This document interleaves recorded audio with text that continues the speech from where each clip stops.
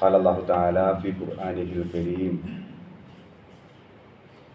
لقد أرسلنا رسلنا بالبينات وأنزلنا معهم الكتاب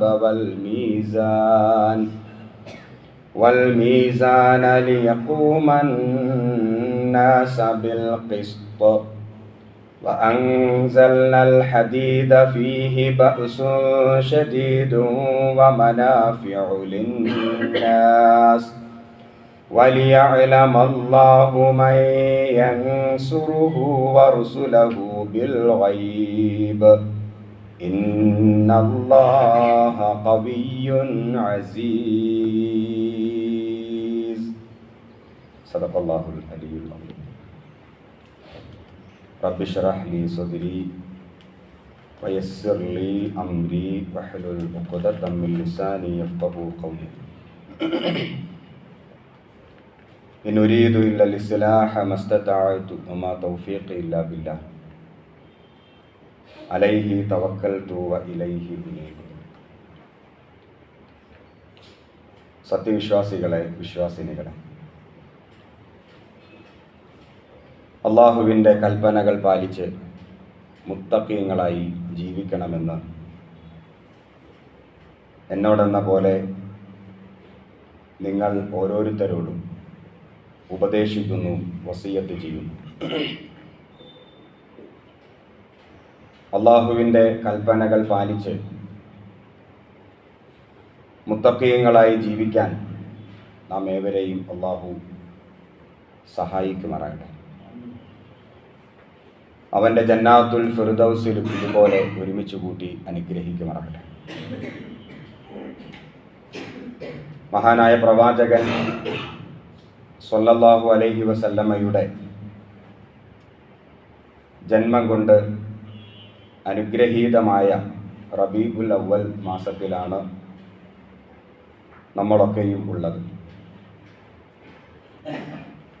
ഈ മാസത്തിൽ ധാരാളമായി പ്രവാചകൻ സ്വല്ലല്ലാഹു അലൈഹി വസല്ലമയെ അനുസ്മരിക്കുകയും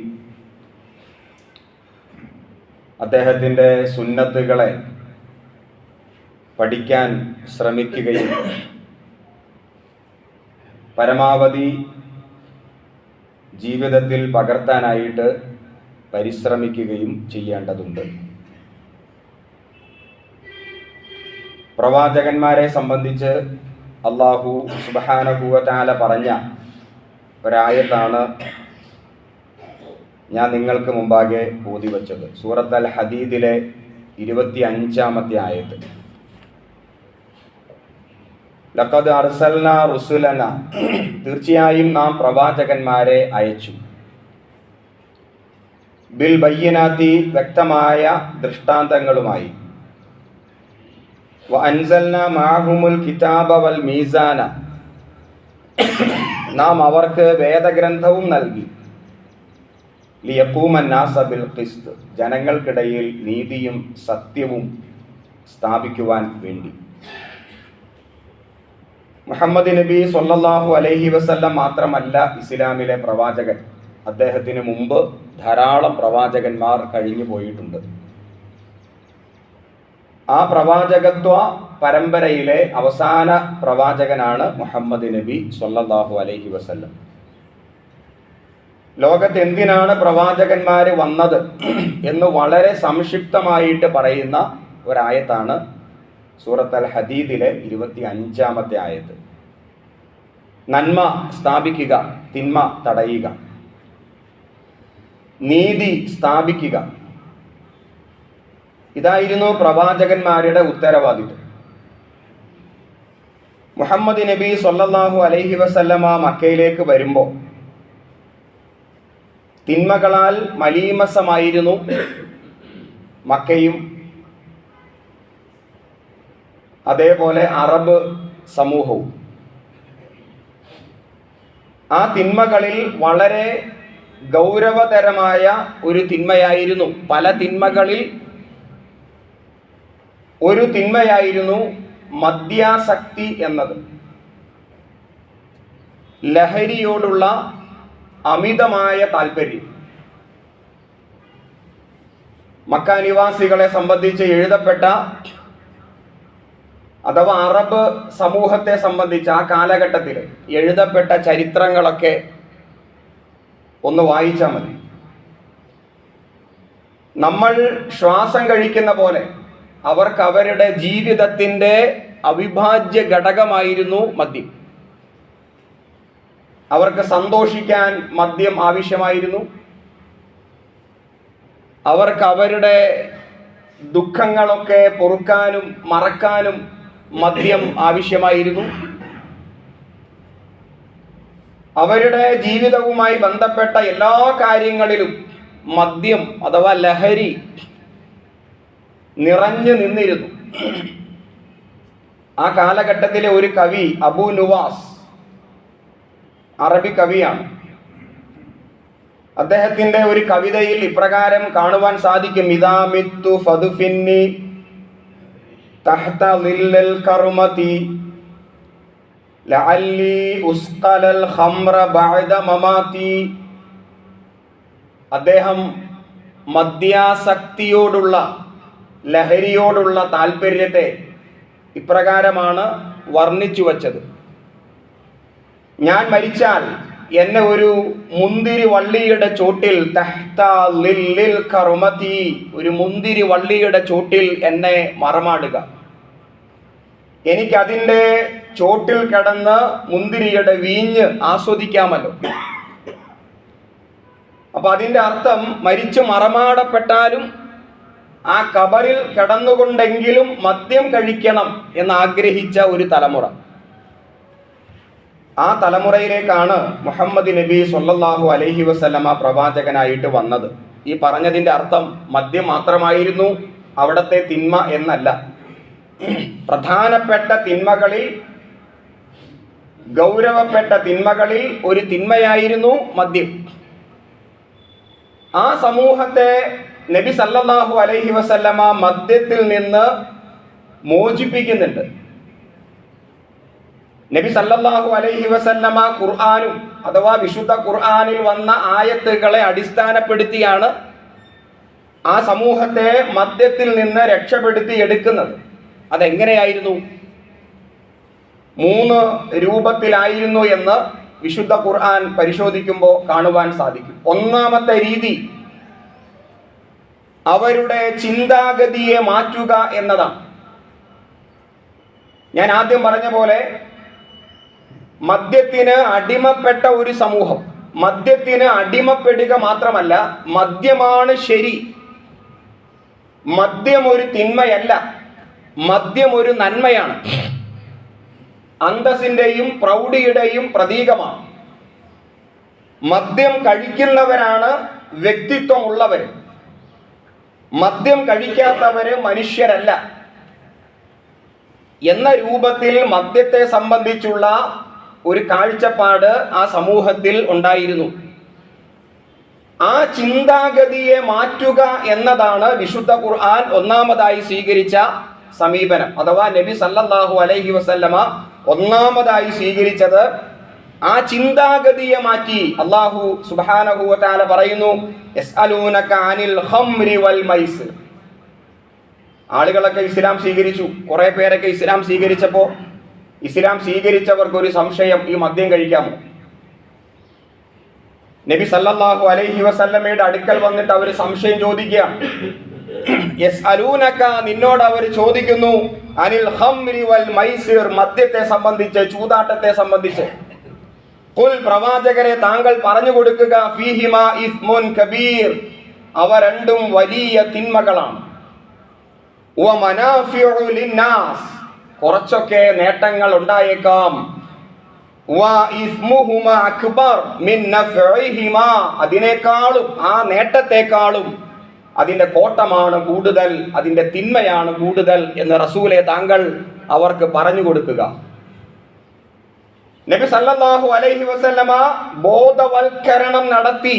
അഥവാ ആ ചിന്താഗതിയെ മാറ്റിയെടുക്കാൻ വേണ്ടി നിരന്തരമായി പണിയെടുത്തു. ആ ചിന്താഗതി ഏതായിരുന്നു? മദ്യമാണ് ശരി, മദ്യം ഒരു നന്മയാണ്. മരിച്ച് ഖബറിൽ ചെന്നാലും മദ്യം കിട്ടിയിരുന്നെങ്കിൽ, മദ്യമാണ് അന്തസ്സിന്റെ പ്രതീകം ഒരു വീട് നിർമ്മിച്ചാൽ ആ വീട്ടിൽ പ്രത്യേകമായ ഒരു മുറി, മലയാളത്തിൽ പറയുമ്പോൾ കുടിമുറി എന്ന് പറയും, കുടിക്കാൻ ഒരു മുറി അറബികൾ പ്രത്യേകമായി നിർമ്മിച്ചിരുന്നു. ഇത് അറബികളുടെ മാത്രം പ്രത്യേകതയല്ല, ലോകത്ത് ആ കാലഘട്ടത്തിൽ അങ്ങനെയായിരുന്നു, ഇന്നും അങ്ങനെ തന്നെയാണ്. ആളുകളൊക്കെ വരുമ്പോൾ കുടിക്കാനും ആസ്വദിക്കാനും പ്രത്യേകമായിട്ടൊരു മുറി, അതാണ് കുടിമുറി. മദ്യം അന്തസ്സിന്റെ പ്രതീകമായിട്ട് നിലനിന്നിരുന്ന, അങ്ങനെ വിശ്വസിച്ചിരുന്ന ആ സമൂഹത്തോടാണ് അല്ലാഹു സുബ്ഹാനഹു വ തആല പറഞ്ഞത്, ഇത് തെറ്റാണ്, ഇത് തിന്മയാണ്, വെറും തിന്മയല്ല, ഇസ്മുൻ കബീർ, വലിയ തിന്മയാണ്. അപ്പൊ ആ ചിന്താഗതിയെ മെല്ലെ മെല്ലെ മാറ്റിയെടുക്കാനാണ് അള്ളാഹു ആദ്യമായിട്ട് ശ്രമിച്ചത്. റസൂല് ബോധവൽക്കരണം നടത്തി. കുറെ കാലം കഴിഞ്ഞപ്പോൾ 1-2 കൊല്ലം ഈ ബോധവൽക്കരണം നടന്നു. ആ സമൂഹത്തിന്റെ മനസ്സിനെ മാറ്റിയെടുക്കാനുള്ള നിരന്തരമായ പ്രവർത്തനങ്ങൾ നടന്നു. അതിനുശേഷമാണ് നിയന്ത്രണം കൊണ്ടുവന്നത്. 2-ാമത്തെ ആയത്തിന്റെ അവതരണം, വലാ തഖറബു സ്വലാത്ത വഅൻതും സുകാറാ, മദ്യം കഴിച്ചുകൊണ്ട് നിങ്ങളാരും നമസ്കരിക്കാൻ വേണ്ടി നിൽക്കാൻ പാടില്ല. നമസ്കരിക്കുന്ന സന്ദർഭത്തിൽ നിങ്ങൾ ആരും മദ്യം കഴിക്കരുത് എന്ന നിയന്ത്രണമാണ് 2-ാമതായി കൊണ്ടുവന്നത്. ഇത് വല്ലാത്ത ഒരു നിയന്ത്രണം ആയിരുന്നു. സുക്കാറ എന്ന വാക്കിന്റെ അർത്ഥം ലഹരിയുള്ള അവസ്ഥയിൽ. സ്വഹാബിമാർ അഥവാ മുസ്ലിങ്ങൾ, ആ കാലഘട്ടത്തിലെ മുസ്ലിങ്ങൾ ആകപ്പാടെ അസ്വസ്ഥരായി. കാരണം സുബഹിക്ക് ശേഷം മദ്യം കഴിച്ചാൽ അതിന്റെ ലഹരി ലൊഹറിന്റെ സമയത്തും കുറച്ചൊക്കെ നിലനിൽക്കും. അപ്പോ നമസ്കരിക്കാൻ സാധിക്കില്ല, അവിടെ സുഖാറ, ലഹരിയുണ്ട്. ഇനി ലൊഹർ കഴിഞ്ഞിട്ട് കുറച്ച് മദ്യം കഴിച്ചാലോ അതിന്റെ ലഹരി അസറിന്റെ സമയത്തും ഉണ്ടാകും. അപ്പൊ അസർ നമസ്കരിക്കാൻ കഴിയില്ല. ഇനി അസറിന് ശേഷം കുറച്ച് കുടിച്ചാലോ അതിന്റെ ലഹരി മഗ്‌രിബിന്റെ സമയത്ത്, മഗ്‌രിബിന് ശേഷമായാലോ, ഇശായുടെ സമയത്ത് രാത്രി കുടിച്ചാലോ, സുബഹി നമസ്കാരത്തിൽ ലഹരിയുള്ള അവസ്ഥയിൽ നമസ്കാരത്തെ സമീപിക്കരുത്. വലാ തഖറബു സ്വലാത്ത വഅൻതും സുകാറ, ലഹരിയുള്ള സമയത്ത് നമസ്കാരത്തെ സമീപിക്കരുത് എന്ന് പറയുമ്പോൾ എപ്പോഴാണ് പിന്നെ മദ്യം കഴിക്കുക? മദ്യം കഴിക്കാൻ സമയമില്ലാത്ത ഒരു നിയന്ത്രണത്തിലേക്ക് അള്ളാഹു അവരെ കൊണ്ടുവരുന്നു. ഇത് 2-ാമത്തെ ഘട്ടമാണ്. 1-ാമത്തെ ഘട്ടം ബോധവൽക്കരണം, 2-ാമത്തെ ഘട്ടമാണ് നിയന്ത്രണം. ഇതും കുറെ കാലം തുടർന്നു. കുറച്ചു കഴിഞ്ഞപ്പോ അല്ലാഹു സുബ്ഹാനഹു വ തആല സൂറത്ത് അൽ മാഇദയിൽ ആയത്തിറക്കിയ 90-ാമത്തെയും 91-ാമത്തെയും ആയത്താണ്, ഫജ്തനിബു ലഅല്ലകും തുഫ്ലിഹൂൻ, നിങ്ങൾ എന്താണ് ഒഴിവാക്കാത്തത്? ഈ മദ്യം, ഈ ലഹരി പദാർത്ഥങ്ങൾ നിങ്ങൾ എന്തുകൊണ്ട് ഒഴിവാക്കുന്നില്ല? നിങ്ങൾ വിജയിക്കുന്നവർ ആയേക്കാം, നിങ്ങൾക്ക് വിജയമാർഗം ആഗ്രഹമില്ലേ? ആ വിജയത്തിന്റെ വഴി ഈ മദ്യം എന്ന് പറയുമ്പോൾ ആ മദ്യത്തെ സംബന്ധിച്ച് മാത്രമല്ല, ലഹരിയുള്ള ഏതൊരു പദാർത്ഥവും, അതാണ് ഖംർ എന്ന വാക്കിന്റെ അർത്ഥം. അറബി ഭാഷയിൽ അതറിയുന്നവർക്കറിയാം, മദ്യം എന്ന ആ പാനീയത്തിന് പറയുന്ന പേര് ലബീദ് എന്നാണ്. പക്ഷെ അള്ളാഹു ആ ഒരു വാക്ക് ഉപയോഗിക്കാതെ ഖംർ എന്ന വാക്ക് ഉപയോഗിച്ചു.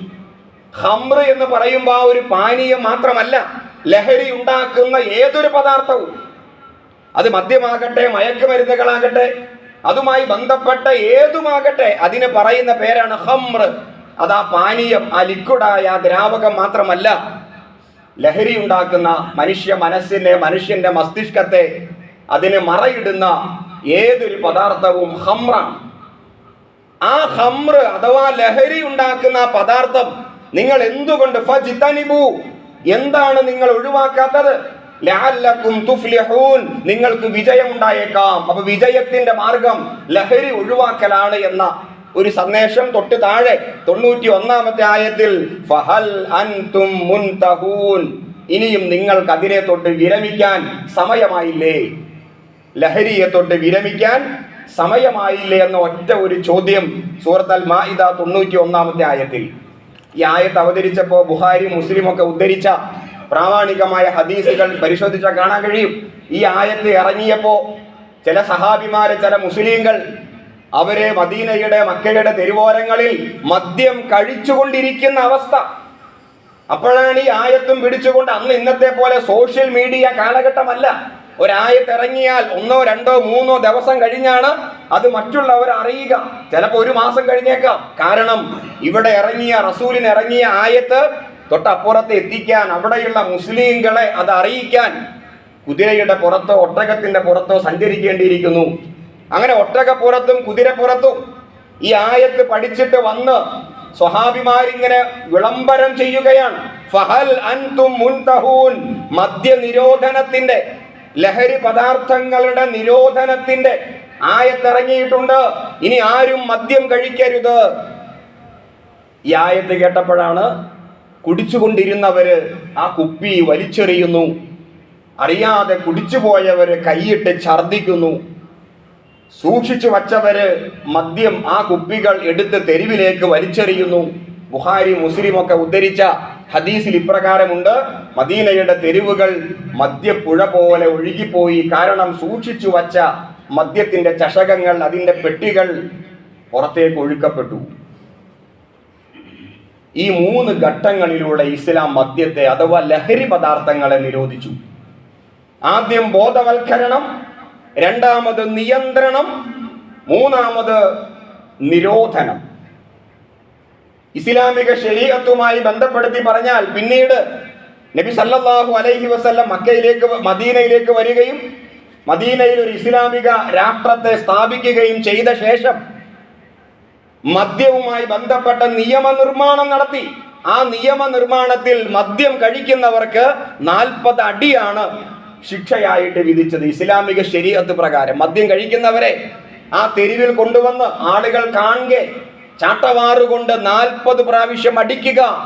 നബി സല്ലല്ലാഹു അലൈഹി വസല്ലം അങ്ങനെ അടിച്ചതായിട്ട് ഹദീസ് ഗ്രന്ഥങ്ങൾ പറയുന്നു.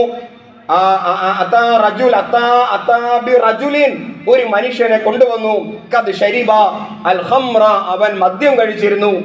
ഫജലദഹു ബിജരീദതൈനി നഹ്വ 40, അവന് 40 പ്രാവശ്യം റസൂൽ കരീം സല്ലല്ലാഹു അലൈഹി വസല്ലം ഈത്തപ്പനയുടെ മട്ടല് അതുകൊണ്ടുള്ള ചാട്ടവാറ് കൊണ്ട് 40 പ്രാവശ്യം അവനെ അടിക്കുകയുണ്ടായി. അപ്പൊ അടിക്കാനുള്ള അവകാശം സർക്കാരിനാണ്, അത് വ്യക്തികൾക്കല്ല. അത് ഗവൺമെന്റ് നിയമമാണ്. അത് വ്യക്തികളിൽ അർപ്പിതമായ കാര്യമല്ല. അത് നിയമനിർമ്മാണം നടത്തിയ ശേഷം, ഭരണകൂടമായ ശേഷം നടപ്പിലാക്കിയ ഒരു നിയമമാണ്.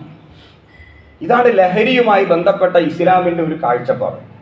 എന്ന് മാത്രമല്ല, ആ ലഹരിയെ അഥവാ മദ്യത്തെ, മയക്കുമരുന്നുകളെ, ഖംറിനെ എത്രമാത്രം ഗൗരവത്തിലാണ് ഇസ്ലാം കണ്ടത് അത് വ്യക്തമാക്കുന്ന മറ്റൊരു പ്രവാചകന്റെ വചനം ഇപ്രകാരമുണ്ട്: മൻകാന യുഅ്മിനു ബില്ലാഹി വൽ യൗമിൽ ആഖിർ, അല്ലാഹുവിലും അന്ത്യനാളിലും വിശ്വസിക്കുന്നുണ്ടെങ്കിൽ ഫലാ യഖൂദു അലാ മാഇദത്തിൻ യശ്റബു അലൈഹാ അൽ ഖംർ, മദ്യം വിളമ്പുന്ന ഒരു സദസ്സിൽ അവൻ ഇരിക്കാൻ പാടില്ല.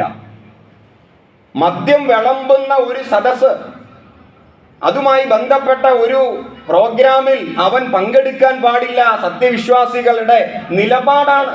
അത് ഹറാമായിട്ട് പറഞ്ഞില്ലെങ്കിലും അതിനെ റസൂലോ അല്ലെങ്കിൽ ഇസ്ലാമോ പ്രോത്സാഹിപ്പിച്ചിട്ടില്ല. അത് വിളമ്പുന്ന ഒരു സദസ്സ് എന്ന് മാത്രമല്ല, റസൂൽ കരീം സല്ലല്ലാഹു അലൈഹി വസല്ലം പറഞ്ഞു: മാ അസ്കറ കസീറുഹു ഫഖലീലുഹു ഹറാം, ധാരാളം കുടിച്ചാൽ ലഹരിയാകുന്ന ആ ഒരു പദാർത്ഥത്തിന്റെ ഒരു തുള്ളിയും ഹറാമാണ്. എന്താ അതിന്റെ ആശയം? മദ്യം അത് കുറെ കുടിച്ചാലാണ് ലഹരി ആവുകയുള്ളൂ. പക്ഷേ അതിന്റെ ഒരു തുള്ളിയും ഹറാം എന്ന് പറയുമ്പോൾ ഒരു തുള്ളി പോലും രുചിച്ചു നോക്കാനോ അത് ഇറക്കാനോ കഴിക്കാനോ പാടില്ല. ഒരു തുള്ളി കുടിച്ചാൽ ലഹരി ആവില്ലല്ലോ എന്ന് വിചാരിച്ചുകൊണ്ട് ഒരു തുള്ളി പോലും കുടിക്കാൻ പാടില്ല എന്നും നബി സല്ലല്ലാഹു അലൈഹി വസല്ലം പറയുന്നു. അപ്പൊ മദ്യത്തെ സംബന്ധിച്ചുള്ള, ലഹരിയെ സംബന്ധിച്ചുള്ള ഇസ്ലാമിന്റെ കാഴ്ചപ്പാടാണിത്. ഇത് മുമ്പിൽ വെച്ചുകൊണ്ട് നമ്മൾ ഈ കാലഘട്ടത്തിലേക്ക് വരിക. മഹാനായ പ്രവാചകൻ സല്ലല്ലാഹു അലൈഹി വസല്ലമ 23 വർഷം കൊണ്ട് കഠിനാധ്വാനത്തിലൂടെ ലഹരി മുക്ത സമൂഹത്തെ സൃഷ്ടിച്ചു. ഇത് വെറുതെ പറയുകയല്ല, ഇത് ഉണ്ടായ സംഭവമാണ്. ഇത് രേഖപ്പെട്ട് കിടക്കുക ചരിത്രത്തിൽ. ഒരുപാട് നവോത്ഥാന നായകന്മാരുണ്ട്, വിപ്ലവകാരികളുണ്ട്. അവരൊക്കെ മദ്യത്തിനെതിരെ, ലഹരിക്കെതിരെ പ്രസംഗിച്ചു, ശരിയാണ്.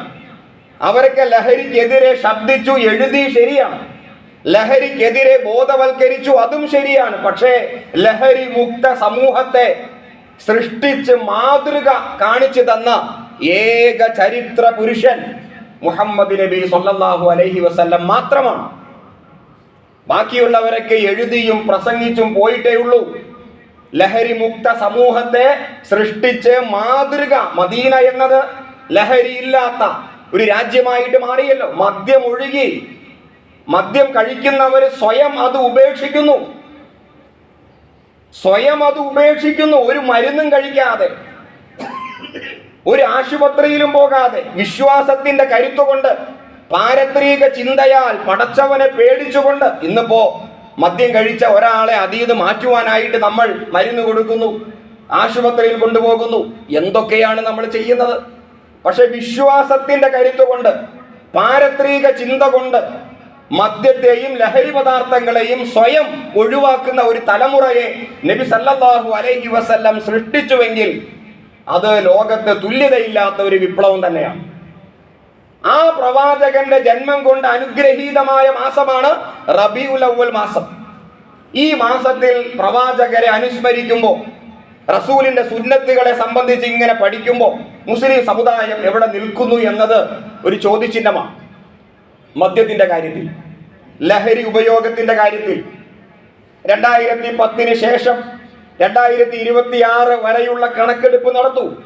മുസ്ലിം സമുദായത്തിൽ ലഹരി ഉപയോഗം വർദ്ധിക്കുകയാണോ കുറയുകയാണോ ചെയ്തത്?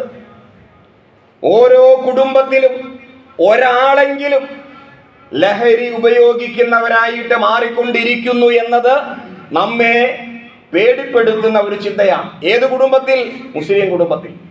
അത് ലഹരി എന്ന് പറയുമ്പോൾ മദ്യം മാത്രമല്ല, അത് മയക്കുമരുന്നുകളാകാം, ലഹരി പദാർത്ഥങ്ങളാകാം, അത് എന്തുമാകാം, അതുമായി ബന്ധപ്പെട്ട എന്തുമാകാം.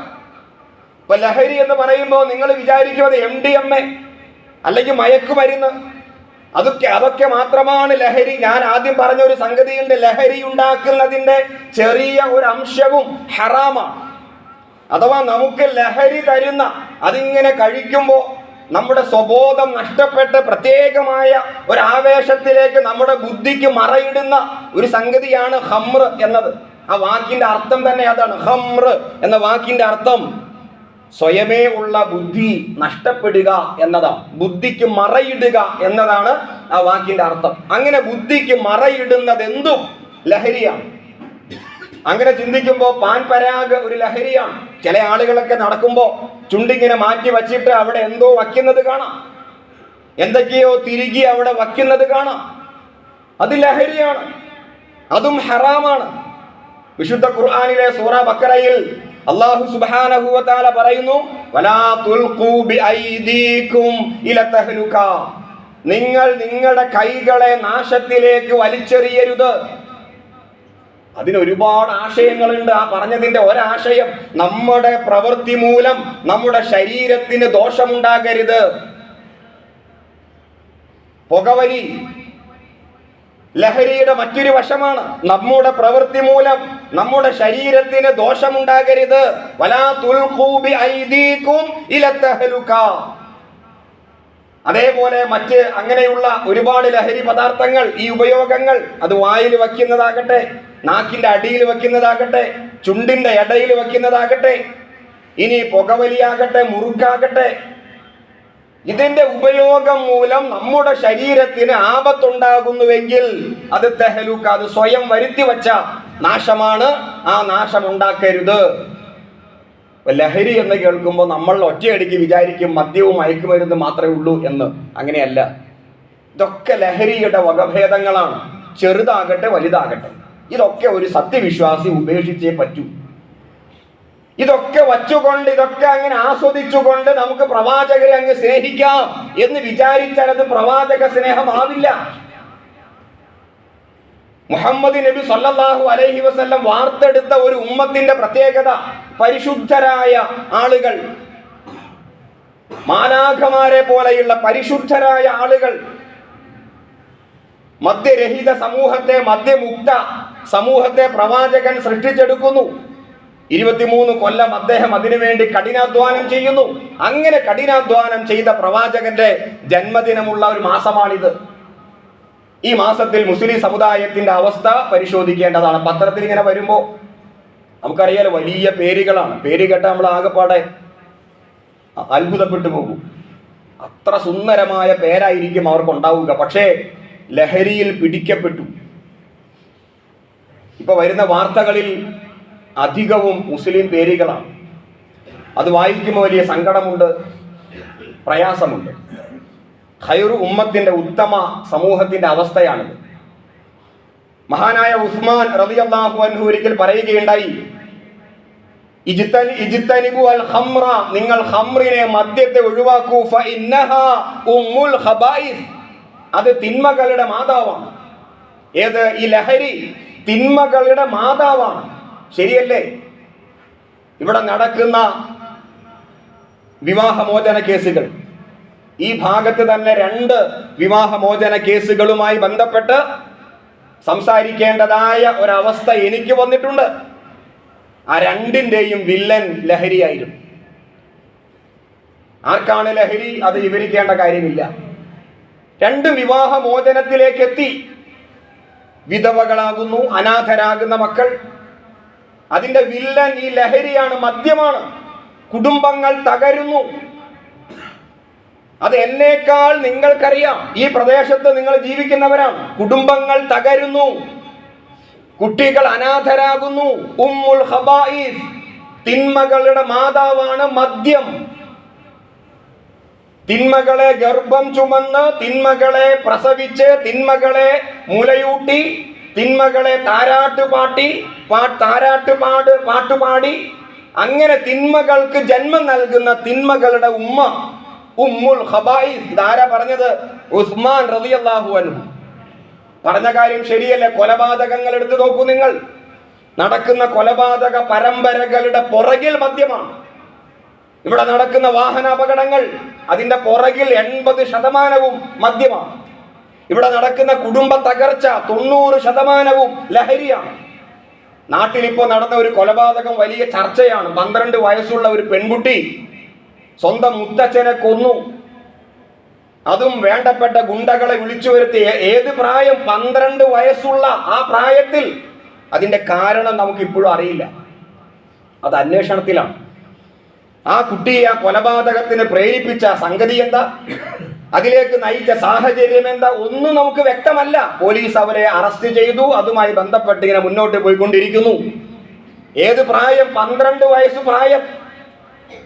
എത്ര ബുദ്ധിപൂർവമാണ് മുത്തച്ഛനെ കൊല്ലാനായിട്ട്, എത്ര പ്ലാനാണ് നടത്തിയത് അവർ. അതിനുവേണ്ടി ആസൂത്രണം നടത്തി, മുളക് പൊടി വിതറി. എന്തിനാ? പോലീസ് നായ മണം പിടിക്കാതിരിക്കാൻ. ഒരു പ്രൊഫഷണൽ കില്ലറെ വരെ വെല്ലുന്ന രൂപത്തിലാണ് ഇവർ പ്ലാൻ ചെയ്തത്. എത്ര വയസ്സുണ്ട്? 12 വയസ്സേ ഉള്ളൂ. അപ്പൊ അതിന്റെ സാഹചര്യം നമുക്കറിയില്ല. ഇപ്പൊ അതിന്റെ പുറകിലും ലഹരിയാണോ നമുക്കറിയില്ല. ഏതാണെങ്കിലും മുസ്ലിം സമുദായത്തിന്റെ ഈ പോക്കിപ്പോ ശരിയല്ല. മുസ്ലിം സമുദായത്തിൽ ലഹരി ഉപയോഗം വർദ്ധിച്ചു വരുന്നു. കുടുംബത്തിൽ പ്രത്യേകമായ ജാഗ്രത വേണം. കൊച്ചുകുട്ടികൾ അതിൽ പെട്ടുപോകുന്നുണ്ട്, അറിഞ്ഞോ അറിയാതെയോ.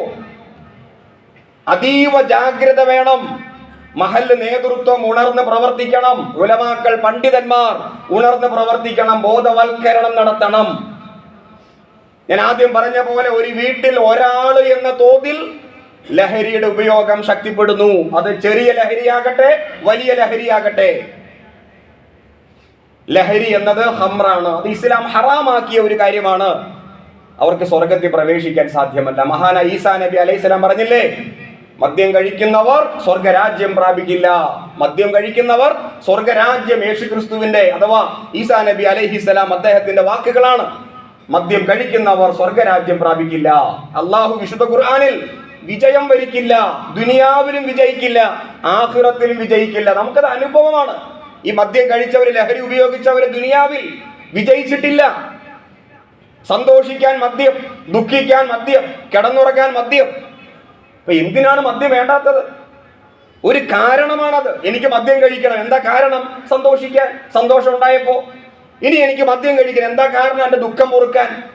ഓരോ കാരണങ്ങൾ നികത്തി മദ്യത്തിന്റെ അടിമകളായിട്ട് മാറുന്നു നമ്മുടെ പുതിയ തലമുറ. അതുകൊണ്ട് പ്രിയ സഹോദരങ്ങളെ, ആ വിഷയത്തിൽ അതീവ ജാഗ്രത പുലർത്തണം. ഈ വിഷയം പറയാനുള്ള കാരണം, ഈ പ്രദേശത്ത് ഒന്ന് രണ്ട് പേരെ അറസ്റ്റ് ചെയ്തിട്ടുണ്ട്. ഈ ലഹരിയുമായി ബന്ധപ്പെട്ട് വാർത്തകളൊക്കെ വരുന്നുണ്ട്. ഒക്കെ മുസ്ലിം പേരുകളാണ്. അത് കേട്ടപ്പോൾ വലിയ വേദനയും പ്രയാസവും തോന്നി.